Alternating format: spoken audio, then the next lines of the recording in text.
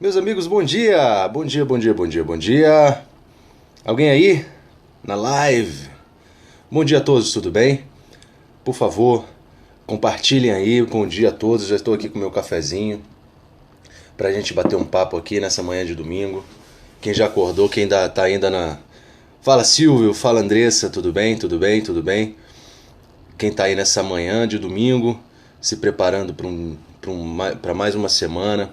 Eu venho aqui compartilhar algumas ideias com vocês para ajudá-los a enfrentar essa semana de forma mais produtiva, para que você tenha uma preparação em alto nível, para que você tenha uma vida em alto nível, não é? Vou passar algumas dicas práticas. Não tem autoajuda, não tem autoajuda. Não vou falar para você escalar o muro e se o muro for muito alto para você escalar mais alto. Não vou falar isso. São dicas práticas que podem te ajudar e que têm me ajudado, coisas que eu faço e que tem me ajudado bastante, tudo bem? Bom dia, vou solicitar a todos que compartilhem, por favor, essa live para que a gente possa espalhar a mensagem para o maior número de pessoas possível. Mari, bom dia Alisson, bom dia Taíro, bom dia a todo mundo aí, beleza? Estamos aqui, o dia tá lindo, um dia de domingo, mas eu estou aqui no meu escritório trabalhando. Daqui a pouco eu vou atender aluno. Mas eu gosto. Daqui a pouquinho, claro, o domingo eu vou reservar para ficar com a minha família, com a minha esposa, com a minha neném. Vamos pro parque. Depois vamos para tem uma livraria aqui em Brasília, tem a Livraria Cultura, né? Tem em vários lugares do país e lá tem um espaço para criança, né? Para bebezinho e a gente leva, ela engatinha lá nas coisas e tal. Enquanto isso eu fico é, caroçando os livros lá e tal. Eu chego a ler o livro todinho lá na livraria de graça. Mas há algumas dicas então para que a sua semana possa ser mais produtiva, né? Algumas ideias para ajudá-los no caso a ter uma semana mais produtiva, mais útil, vamos dizer, né? Ou seja, você termina a semana e tem a impressão de que a sua semana poderia ter sido melhor, né? Você tem a, a impressão de que você não aproveitou a semana como poderia ter aproveitado. E essas dicas, algumas delas já até coloquei no YouTube, né? Em, em um vídeo que eu gravei lá no YouTube, mas aqui eu vou passar algumas ideias que podem te ajudar mais objetivamente, beleza? Olha só, meus amigos, quando a gente. Existem algumas ideias, algumas premissas, né? Que nos ajudam a obter mais produtividade nos estudos, no trabalho, enfim, na vida como um todo. E essas premissas, desde que você adote essas premissas, você vai sentir uma diferença muito grande na forma como você lida com a sua vida, com o seu trabalho, com seus estudos, né? E com o seu hobby, porque até o seu hobby te toma tempo, né? Então, tudo isso precisa de organização. Então, a palavra base, né, a premissa básica para que você tenha uma semana muito, muito, muito, muito produtiva e que você tenha resultados espetacularmente é, é, bons, você precisa obrigatoriamente ter um planejamento da sua semana. Você precisa organizar a sua semana de forma inteligente. O problema, por exemplo, hoje é domingo. Por exemplo, hoje eu vou gastar um tempo do meu domingo obrigatoriamente pensando na minha semana. Né? O que eu conseguir adiantar para deixar pronto, para já deixar organizado, eu vou fazer isso. O que acontece é, por exemplo, as pessoas acordam na segunda-feira de manhã e mais ou menos seguem o fluxo, né? Já existe uma coisa mais ou menos na cabeça e aí as pessoas seguem um fluxo. Essa ideia de seguir o fluxo é que causa muita desorganização.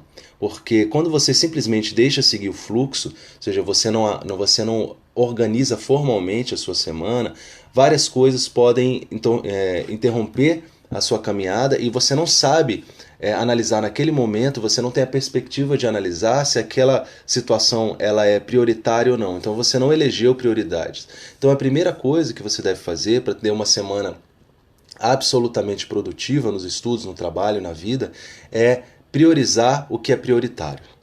Priorizar o que é prioritário. Então, o que é prioritário na sua vida hoje? O que é prioritário na sua vida? Bom, o que é prioritário na minha vida hoje é, por exemplo, Lúcio Valente, é preparar materiais de excelência para os meus alunos, preparar produtos e materiais com que os alunos possam alcançar o sonho deles. Então, a minha semana ela é planejada de acordo com essa minha prioridade de vida. Então, minha prioridade de vida hoje é produzir materiais, e-books, vídeos e etc. Carla, legal, bacana. Isso, Fernanda Valente é minha irmã. E então, essa é a minha prioridade. Qual é a sua prioridade? Primeiro se responda a essa pergunta. Qual é a sua prioridade? Sua prioridade é passar no concurso? Sua prioridade é casar e ter filhos? Sua prioridade é conseguir um novo emprego? Sua prioridade é ficar 10 quilos mais magro? Qual é a sua prioridade hoje? Sua prioridade hoje é alcançar um sonho? Então essa é a sua prioridade. Então você deve priorizar a prioridade. Então você deve organizar a sua semana de acordo com essa prioridade. A gente já fala dessa organização daqui a pouco. Então, a primeira dica, priorize o que é prioritário. Qual é o seu maior sonho? Qual é a sua maior meta daqui a 2 anos, por exemplo, daqui a 1 ou 2 anos? Então, trabalhe cada dia, e cada semana, e cada quinzena, e cada mês com essa prioridade, beleza? Então, agora que você já sabe qual é a prioridade da sua vida, na verdade você sabia, você só evocou essa prioridade, a gente vai para o segundo passo. O segundo passo é você organizar o seu dia e cada dia da sua semana através do poder da meia hora. Depois que eu li esse livro, The Power of a Half an Hour, né? Depois que eu li esse livro, O Poder da Meia Hora, é um livro que pelo que eu saiba, só tem em inglês, eu já falei desse livro aqui, ele deve estar por aqui, que eu sempre estou falando dele. Eu organizo a minha vida, a minha semana, o meu dia, sempre com a unidade de tempo de meia hora. Então eu tenho uma planilha aqui da minha vida, eu tenho uma planilha do meu dia, eu tenho uma planilha da minha semana que me diz exatamente a cada meia hora o que eu vou estar fazendo. É claro que é uma coisa ideal, né? O que eu pretendo fazer a cada meia hora, porque a vida pode te levar para outras situações. Mas você pode baixar essa planilha lá no meu site, vouserdelegado.com.br, e aí, quando você baixar a planilha, tem lá a planilha, tem um modelo, tem um PDF explicativo como você tem que preencher essa planilha. Nessa planilha, eu organizo cada atividade do meu dia separando por meia hora. Então, por exemplo, a cada meia hora eu vou saber se eu vou estar dormindo, a cada meia hora eu vou saber se eu vou... Até assistir TV eu coloco, por exemplo, Jornal Nacional. Então eu coloco lá meia hora ou 2 meias horas para colocar o Jornal Nacional. Se eu tiver, por exemplo, atividade física, eu coloco a minha meia hora, e se for tomar mais de meia hora, eu vou botar no outro quadrante. Então, eu organizo a minha vida e a cada meia hora eu sei exatamente o que eu estou fazendo. O que o poder da meia hora em que o poder da meia hora me ajuda? O poder da meia hora me ajuda a não dispersar, a não dissipar as minhas energias. Como assim, professor? Você não dissipa as suas energias? É o seguinte, eu coloco lá, por exemplo, que de meia-noite às 7h30 da manhã, de meia e meia hora, o meu quadrante está dizendo que eu estou dormindo. Então eu me comprometo a, no máximo meia-noite, já estar deitado e já no estado de sono, vamos dizer. Então, entre meia-noite e meia-noite e meia, eu estou entrando no estado de sono. E entre 7 e 7h30, estou acordando. Isso está tudo na minha planilha. Na minha planilha está dizendo também que às 8 horas da manhã, entre 7h30 e 8 horas, eu estou fazendo a minha higiene pessoal. Estou escovando os dentes, lavando o rosto, aquele negócio todo. E às 8 horas em ponto eu estou na academia. Claro que eu posso passar 10 minutos, adiantar 10 minutos, geralmente chego um pouquinho antes das 8, às vezes chego lá 8h15, mas eu sei que 8 horas idealmente eu vou estar na academia. Quando eu estou lá na academia, fazendo a minha esteira, eu corro 3 quilômetrozinhos todos os dias. Professor, 3 quilômetros é pouco. Não interessa, é o que eu determinei para mim, de segunda a sexta, 3 quilômetrozinhos, eu ligo lá a esteira, boto lá a quilometragem e vou correndo. No meu ritmo, tranquilo, não tento correr mais rápido que o cara que está na esteira do lado. Eu vou no meu ritmo, boto minha musiquinha, às vezes ouço o Boechat de manhã, que eu gosto, né, a Band News FM, vou ouvindo, às vezes boto uma musiquinha, vou correndo na manhã, se eu cansar eu passo a caminhar num ritmo mais forte, depois corro. Por que eu falo, o que é a questão de dissipar? Porque naquela meia hora que eu determinei que eu vou estar ali na esteira, eu não me preocupo com mais nada. Significa dizer que naquela meia hora que eu estou na esteira, eu quero que se dane os meus estudos, eu quero que se dane a preparação do meu material, eu quero que se dane o mundo. Aquela meia hora foi reservada no meu dia para aquilo. Então eu não tenho nenhum sentimento de culpa ou não tenho nenhum sentimento de perda por estar fazendo aquilo, porque eu sei que eu determinei no meu dia aquele momento para fazer aquilo. E quando eu estabeleço isso, nada mais me perturba.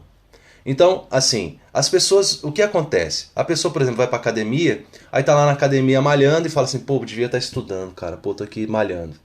Né? Ou senão, ele determina um tempo para ficar na academia, eu vou ficar na academia mais ou menos 1h30. Aí conversa, encontra um amigo, fica 3 horas na academia. Ou seja, ele não sabe o quanto tempo aquilo tem que tomar da vida dele. Beleza? Então, você tem que saber exatamente o que você vai fazer e por quanto tempo você vai fazer. Aí eu volto, eu sei que, por exemplo, então 7h30, 8 a 8h30, mais ou menos, eu vou estar na academia aqui do prédio. Aí eu subo, tomo meu banho, meia hora para tomar banho e cuidar de novo de mim, né? Da minha higiene pessoal e tal. Aí eu boto lá no meu quadrantezinho, lá na minha planilha. Meia hora para tomar meu banho, tranquilo. Se eu tiver que fazer outras coisas, eu também faço nessa meia hora. E aí, beleza. Aí eu saio, né? Às 9 horas da manhã, ou 9 e pouquinho, então está lá no meu quadrante, sentar e trabalhar no meu material. De 9 às 9h30. Agora estou trabalhando no meu e-book com técnicas de como estudar para delegado de polícia, não é? Então, vai um cafezinho aí? Nessa meia hora, eu trabalho meia hora escrevendo o livro, que o livro é uma coisa que exige uma coisa mental assim que me cansa um pouco. Naquela meia hora eu estou trabalhando com o livro. Entre 9h30 e 10 horas, eu estou preparando o material para entrar ao vivo no Periscope. Então eu gasto meia horinha criando os slides. Quem me segue aí no Periscope sabe que eu sempre gosto de fazer os slides bonitinho, né? Para o aluno dar o print, né? Eu não entro lá na porra louca e dou a aula, não. Eu preparo bonitinho, corro atrás das informações, etc e tal, para chegar a uma informação confiável para você. Então, o que acontece é que nessa meia hora eu faço isso. Eu não estou preocupado com mais nada. Minha esposa não vem aqui, por exemplo. Minha esposa sabe que eu tenho os horários pré-determinados. Então, ela não vai, por exemplo, dificilmente, a não ser que seja uma emergência, ela não vai chamar, por exemplo, para ajudar a trocar a fralda da neném. Porque ela sabe que nesse momento eu estou me dedicando a outras coisas. Entre 10 e 10h30, então, pode ocorrer um atraso ou não, eu entro no Periscope. Às vezes não consigo entrar no Periscope porque às vezes minha esposa precisa de silêncio. Às vezes que eu não entro é porque ela pede silêncio, e aí no Periscope às vezes eu me animo um pouquinho, acabo falando um pouco mais alto. E aí a neném andou meio doentinha na semana passada, e aí ela me pediu um pouco de silêncio. Eu respeitei, aí eu tirei do meu quadrante alguns dias eu não entrei no Periscope.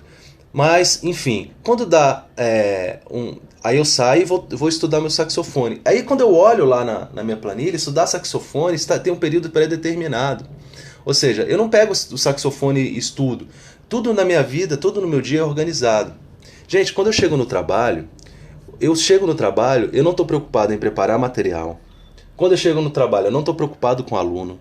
Quando eu chego no trabalho, eu não estou preocupado com o material do Meta. Eu não estou preocupado com nada. Eu só estou preocupado em fazer as minhas audiências, tocar os meus inquéritos, despachar os meus inquéritos. E por isso que minha produtividade no trabalho ela é muito maior. Eu posso dizer que é muito grande. A minha produtividade no trabalho é acima da média. Bem acima da média, a minha produtividade. Eu despacho muito, eu relato muito, eu faço o dobro, às vezes o triplo de audiência do que a média dos colegas. Por quê? Porque eu estou ali com a minha cabeça voltada para aquilo. Às vezes, saindo de lá, eu trabalho de 1 às 20 e às vezes de meio-dia às 7. Né? Trabalho 7 horas por dia. Então, quando eu saio de lá, ou às 19 ou às 20 horas, dependendo do horário que eu entrei, porque vai depender se eu vou dar aula à noite ou não. Se eu for dar aula à noite, eu entro mais cedo para poder sair mais cedo e chegar às 7h15, 7h20 na aula. Não é? Então, você vê que eu planejei a minha semana de forma que eu não dissipo a minha energia. E isso me ajuda demais, porque eu sei exatamente o que eu estou fazendo a cada meia hora. Isso não serve para quem é mãe de criança pequena, para a Magda, Divina Magda, minha esposa, não serve. Porque quem determina o horário dela é a neném. É claro que eu estou falando numa situação em que você pode determinar o seu horário, né? Se você é mãe de criança pequena e tem esse tipo de coisa, infelizmente você não pode ter esse privilégio. Mas quem tem esse privilégio, gente, é até um pecado você não usar esse privilégio. Minha esposa agora, ontem eu estava passando o dia organizando para ela quer fazer o concurso para perito da Polícia Civil. Coitada. Mas assim, a gente organizou uma forma que assim, toda vez que a neném dormir, 15 minutos você senta e estuda. A neném apagou 15, meia hora, você senta e estuda. Então o estudo dela vai ser assim, não tem outro jeito, né? Você tem que aceitar as coisas como elas são.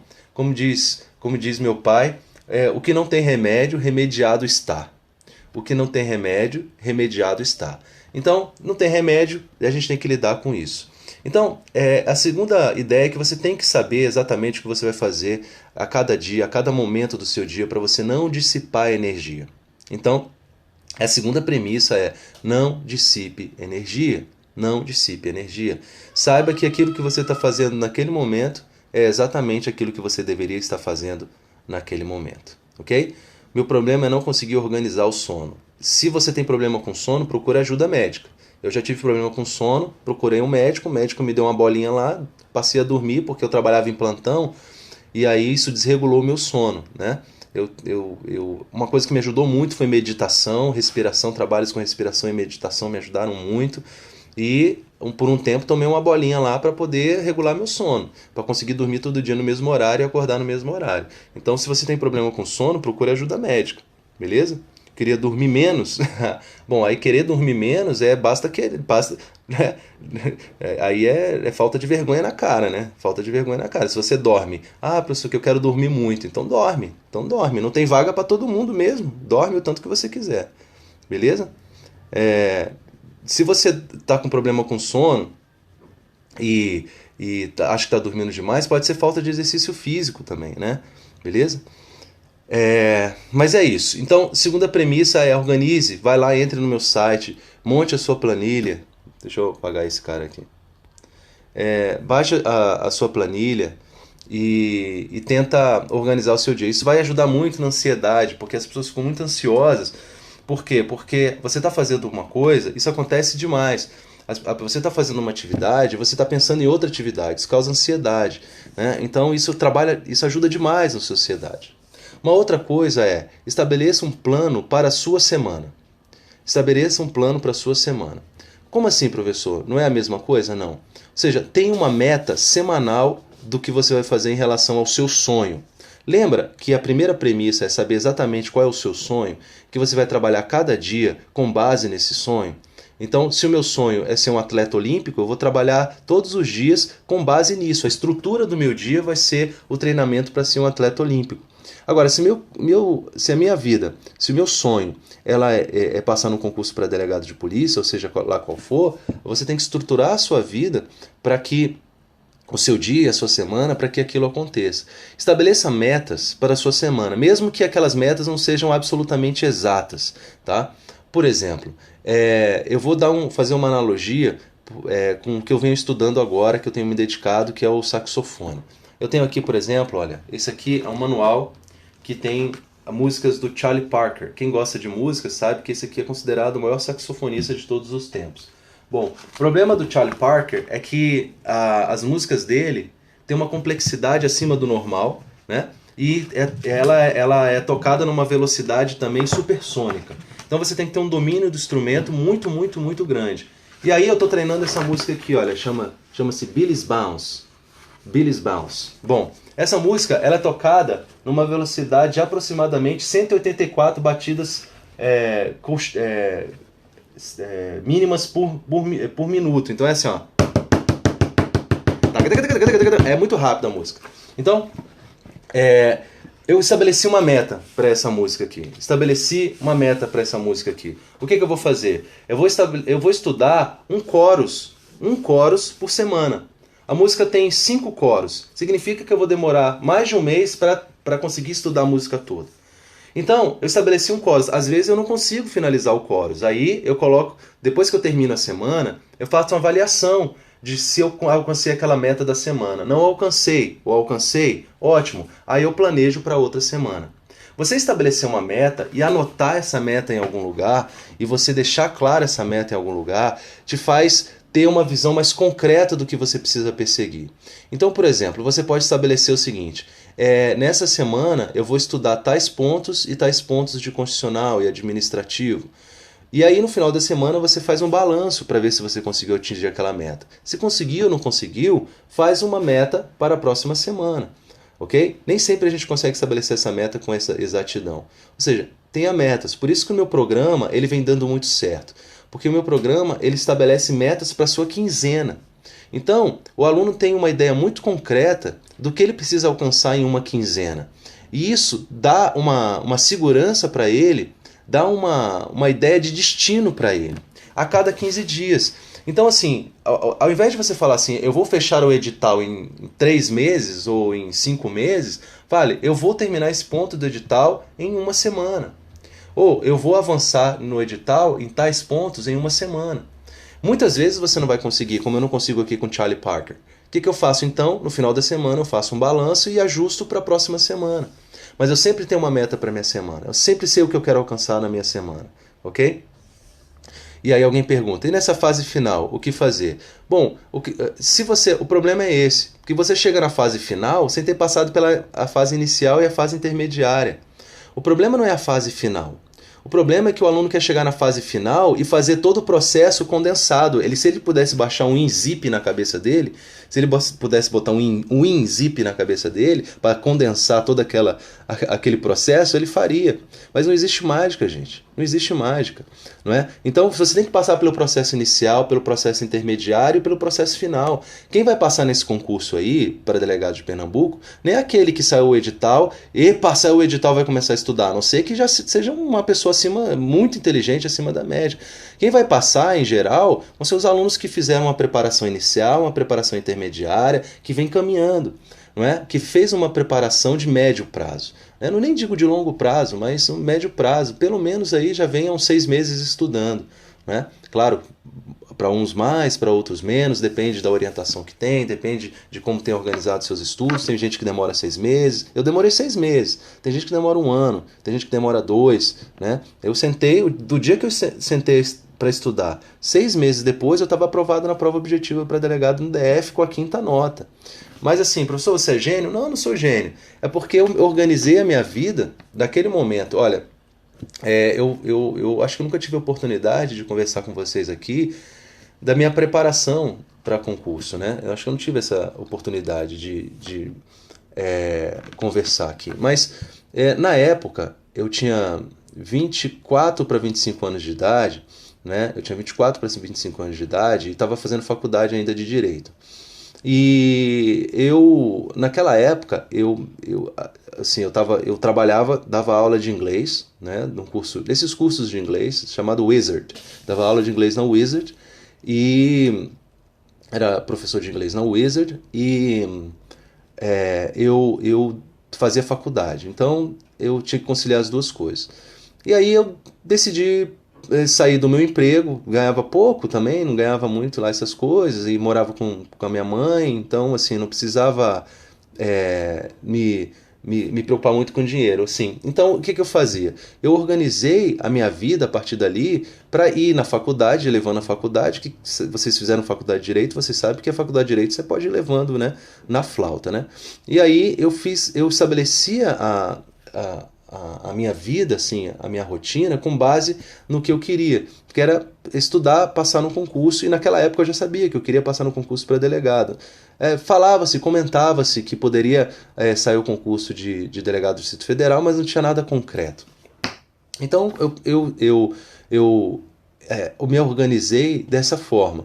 E nesse processo de preparação, a gente bate muita cabeça, porque naquela época não existia que existe hoje coaching, né? Não existia nada disso. Assim, você sentava, se preparava e ia aprendendo, com tentativa, ia para a biblioteca, pegava umas dicas com os colegas e tal, né? Com um ou com o outro.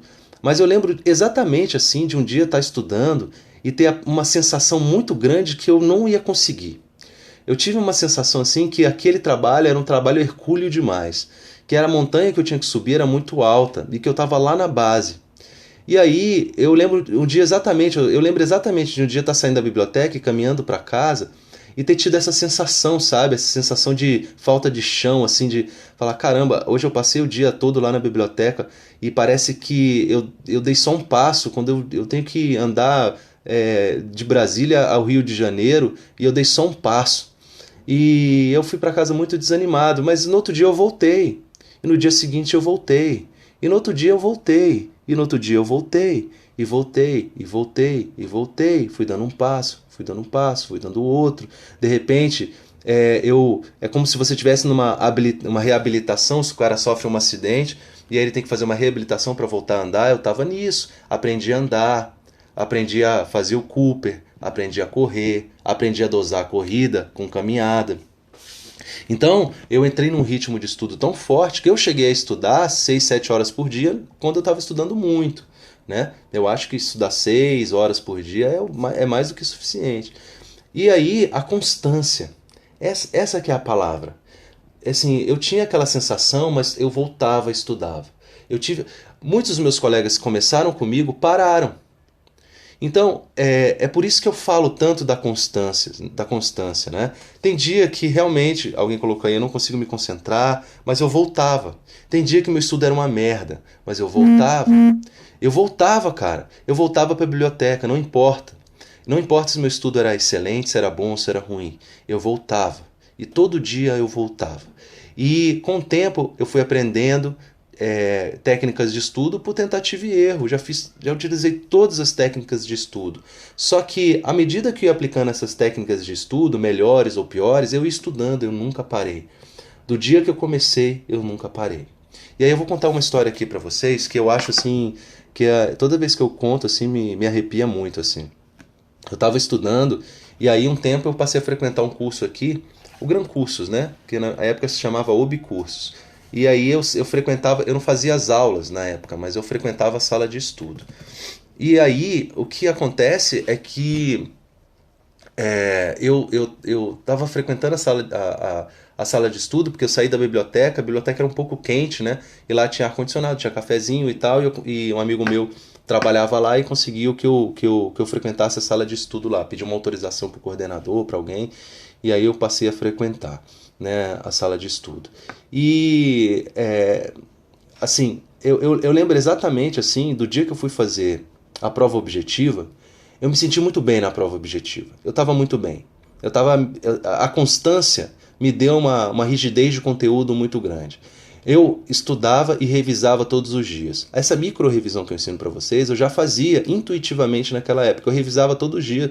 Todos os dias eu gastava o iniciozinho do meu estudo, pouquinho, 20, 30 minutos, para revisar matérias antigas. E o resto do dia eu avançava. Bom, quando eu fui fazer a prova objetiva, eu lembro de me sentir tão bem durante a prova objetiva. Eu estava tão seguro na prova objetiva que uma menina que estava trabalhando lá como fiscal era uma menina muito bonita. Aí eu falei, uma hora eu falei assim, cara, eu vou ao banheiro, porque essa prova, cara, ela tá muito boa. E aí foi o primeiro fora histórico, foi o primeiro fora dentro de... Alguém já tomou um fora de acordo com o edital, eu já tomei um fora de acordo com o edital. Aí eu fui caminhando com ela até o banheiro, né, porque ela tinha que acompanhar o candidato até o banheiro. Daí eu falei pra ela, cara, olha, eu falei pra ela, olha, eu tô percebendo que essa prova tá pra mim, assim, eu acho que eu vou passar nessa prova. Se eu passar nessa prova, eu caso com você. Aí ela falou assim, se você falar mais alguma coisa, se dirigir a palavra pra mim, você vai ser eliminado do concurso, porque é proibido falar com fiscal. Foi o primeiro fora dentro do edital.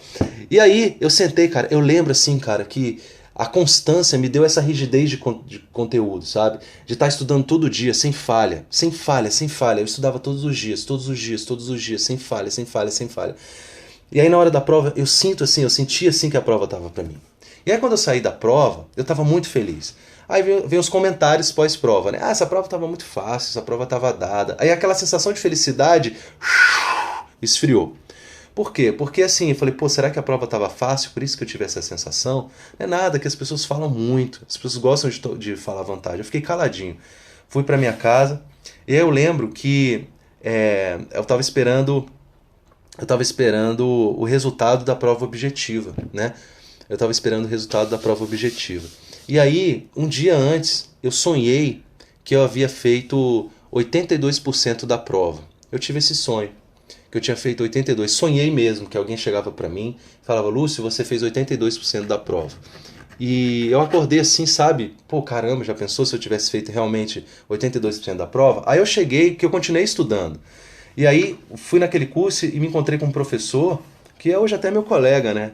E aí, ele não deve nem se lembrar disso, mas eu cheguei pra ele e falei, professor, eu tô achando que eu fiz. Não, eu falei assim pra ele, professor, você acha que nessa prova de delegado, quem fez 82%, 82 pontos, você acha que tá aprovado? Eu acho que não, essa prova tava muito fácil e 82 é pouco, eu acho que a 85 pra cima vai passar. Aí eu, caramba, aí sentei assim, aquele meu estudo foi desanimado e tal. No mesmo dia saiu o resultado da prova objetiva. Eu fiz 82 pontos.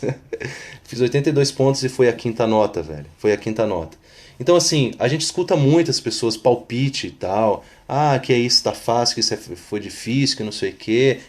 Cara, o que importa é o que você faz e as conquistas que você faz pertencem a você e às pessoas que você ama.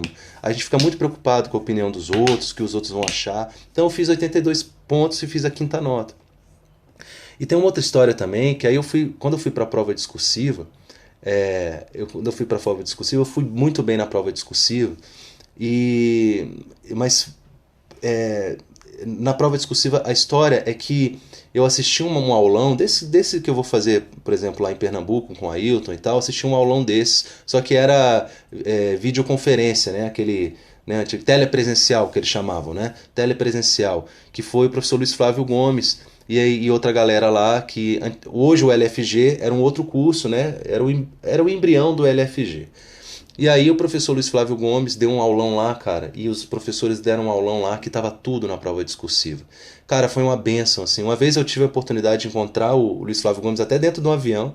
Falei, professor, eu sou delegado de polícia hoje, e muito graças, eu sei que você já deve ter ouvido isso muitas vezes, mas assim, eu devo muito isso a você, porque eu vim estudando muito, muito forte, eu estava muito bem, mas assistir a sua aula aquele dia foi muito bom, porque isso fez com que eu fizesse uma prova discursiva absolutamente inquestionável. Por quê? Porque o Zuc tá ao vivo, tá? Não vai lá não, fica aqui que tá melhor. Então, o que acontece é que eu fiz uma prova inquestionável no sentido de qualidade da prova, entendeu? Ela estava assim, muito bem feita. Eu fiz pensando na aula, a aula estava toda na minha cabeça e tudo que caiu na prova estava na aula. Cara, foi uma bênção aquela aula. Eu citava a ministra Ellen Grace pensa isso, o ministro fulano de tal pensa aquilo, porque eu lembrava da aula e ele falava, olha, se cair assim, responda assim, se cair, responda assim. Cara, que bênção aquela aula, velho. E aí, minha nota, cara, foi assim, muito alta, muito alta. Eu perdi nota em Direito Civil, porque Direito Civil valia 5 pontos e o cara me deu 0,5. Cara, ele não zerou, porque se zerasse eu tava eliminado do concurso. Então, para não me eliminar, ele me deu 0,5 em Direito Civil. Bom, enfim, passei na discursiva e fui para a prova oral. Na prova oral, eu estava muito calmo na prova oral. Estava muito tranquilo, estava preparado, estava bem. E na prova oral, teve uma... Assim, quando as coisas são colocadas no seu caminho para ser a sua vida, cara, não adianta, porque tá escrito nas estrelas, cara, para ser seu. Eu fui dar carona para um amigo que hoje é delegado no Mato Grosso. E esse meu amigo, ele tava... ele ia me dar uma carona, né? Porque eu não tinha carro, né? Aí ele ia me dar uma carona e eu fui até a casa dele, tava esperando. Ele falou, Lúcio, eu vou terminar de me arrumar e tal, que a gente ia pra prova oral. E aí, eu aguardando na sala da casa dele, tinha um livro da professora Ada Pellegrini Grinover, que fala Princípios de Processo Penal, alguma coisa assim. E eu comecei a ler aquele livro e lá falava de um princípio que eu não tinha estudado, o princípio da atipicidade constitucional, uma coisa louca lá. E aí eu ia bem e tal. Na hora de processo penal, eu era muito bom em processo penal, mas o primeiro examinador, eram 3 examinadores, ele me fez uma pergunta, cara, de recursos, assim, uma coisa que eu não estudava, cara. Aí eu, porra, não sabia, cara. Aí eu falei, excelência, eu não me recordo dessa informação. Aí ele me fez a segunda pergunta, cara, sobre nulidades. Olha que filho da puta. Cara, recursos, e aí a segunda, nulidades, cara. Eu falei, pô, cara, aí eu fiquei nervoso, cara. Eu falei, cara, vou perder a prova de processo penal. Aí o presidente da banca, que era um desembargador aqui do DF, ele falou assim, doutor, olha só, realmente essas questões de recurso, quem está estudando para delegado e tal, não se aprofunda muito em recursos, em nulidades e tal. Eu vou fazer uma pergunta aqui sobre princípios, mas eu não vou fazer uma pergunta simples, não. Eu vou fazer uma pergunta. Se você souber a resposta, eu vou me considerar satisfeito e vou te dar a nota máxima. Se não, eu vou deixar que meus colegas te deem a nota. E eu tinha errado a pergunta dos outros dois. Um perguntou sobre recursos, outro perguntou sobre nulidades. E eram 3 perguntas. Ele perguntou: me fale sobre o princípio da atipicidade constitucional processual penal. Cara, deu vontade de chorar, assim. Eu tinha acabado de ler. Meia hora antes, cara. Tinha acabado de ler. Eu falei: excelência, segundo a professora Ada Pellegrini Grinover. Aí você viu que eu vi o movimento dele, que ele encostou na cadeira, que ele tava pra frente e encostou. Falou: filho da puta.